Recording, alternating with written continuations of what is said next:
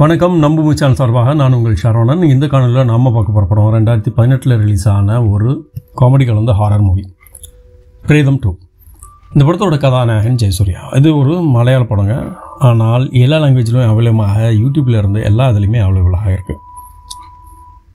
ஒரு 5 நண்பர்களுங்க, ஏற்கனவே ஃபேஸ்புக்கில் பரிச்சயமானவங்க, ஆனால் ரொம்ப பரிச்சயம் கிடையாது. அவங்களுக்குள்ள ஒரு டிசைட் பண்ணிக்கிறாங்க, என்னென்னா நாம் அடுத்த கட்டத்துக்கு போகணும். அதுக்கு என்ன பண்ணலாம், ஒரு ஷார்ட் ஃபிலிம் எடுக்கலாம். அந்த ஷார்ட் ஃபிலிம் மூலமா அந்த 5 நண்பர்களும் அடுத்த லெவலுக்கு போகலாம்.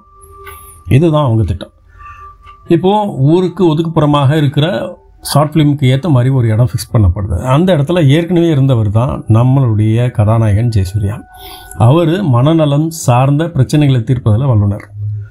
இப்போது அவங்களும் பழகிட்டு இருக்கும்போதே அந்த 5 நண்பர்களுக்கும் அடிக்கடி ஒரு விபத்து ஏற்படுது, அமானுஷ்யமாக திடீர்னு. இப்போது மனநலம் சார்ந்த மருத்துவரான இருந்த நம்ம இந்த படத்தோட ஹீரோ அதை எதனால் நடக்குது அப்படின்றத இன்வெஸ்டிகேஷன் பண்ணுறாரு. அப்படி பண்ணும்போது தான் தெரியுது, இவங்களால் பாதிக்கப்பட்ட ஒரு நபர் தான் அவர் தற்கொலை பண்ணிக்கிட்டாரு. ஸோ அடுத்த கட்டமாக விசாரிக்கும் போது தான் தெரியுது, இவங்களால் இல்லை, இவங்கள மாதிரியே ஆனால் ஒரு ஃபேக் ஐடி மூலமாக எல்லாத்தையும் பண்ணிகிட்ருக்கிற ஒரு நபர். அந்த நபர் யார்?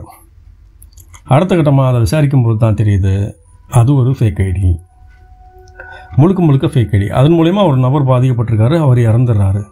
ஸோ அவருக்கு அந்த நம்பரை கண்டுபிடிக்க முடியல. ஸோ அடுத்த கட்டமாக இருக்கிற இந்த 5 பேரையும் பழி வாங்குறாங்க. அவரை கண்டுபிடிச்சா இந்த 5 பேர் தப்பிப்பாங்க. இதை கண்டுபிடிச்சாரா இல்லையா? கடைசியில் கண்டுபிடிச்சாருங்க. அது எப்படி கண்டுபிடிச்சார்? அதுதான் பிரேதம் 2வோட கதை. இந்த படம் ஒரு காமெடி ஜோனருங்க. காமெடி ஜோனர்லேருந்து அடுத்த கட்டமாக இன்வெஸ்டிகேஷன், அதுக்கப்புறம் ஹாரர். இந்த படம் ஒரு முழுக்க ஒரு மசாலா படம் மாதிரி என்டர்டெய்னர் மூவி. ஜெயசூர்யா ஒரு கெஸ்ட் ரோலில் நடிச்சிருக்காரு. ஆனால் சூப்பரான அந்த பேக்ரவுண்டு மியூசிக்னால் இவர் வர்ற போகிற எல்லா சீன்லேயுமே ஒரு மிகப்பெரிய ஸ்டாருக்கு உண்டான ஒரு பில்டப்பை கொடுக்குறாரு டைரக்டர். இந்த படம் எல்லா லாங்குவேஜ்லையுமே அவைலபிளாக இருக்குது. நீங்கள் ஃப்ரீயாகவே பார்க்குற மாதிரி யூடியூப்லேயும் இப்போதைக்கு அவைலபிளாக இருக்குது. ஸோ உங்களுக்கு பிடிச்ச லாங்குவேஜில் பார்த்து மகிழுங்க. இந்த படத்துக்கு ப்ளஸ் அப்படின்னா எல்லா கதாபாத்திரங்களும் தன்னோட பார்ட்டை எல்லாமே முடிச்சிடுறாங்க. கதையில் இன்னும் ஹாரர் எலிமெண்ட் இருந்திருந்தால் இந்த படம் அந்த காலகட்டம் இல்லை, எப்பயுமே டாப் 10, அதாவது டாப் 10க்கு நெருக்கமான ஒரு 8லேருந்து ஒரு 9க்குள்ளே கிடச்சிருக்கும். ஆனால் இப்போதைக்கு இந்த படத்தோட ரேட்டிங் பார்த்தீங்கன்னா 6.5 தான்.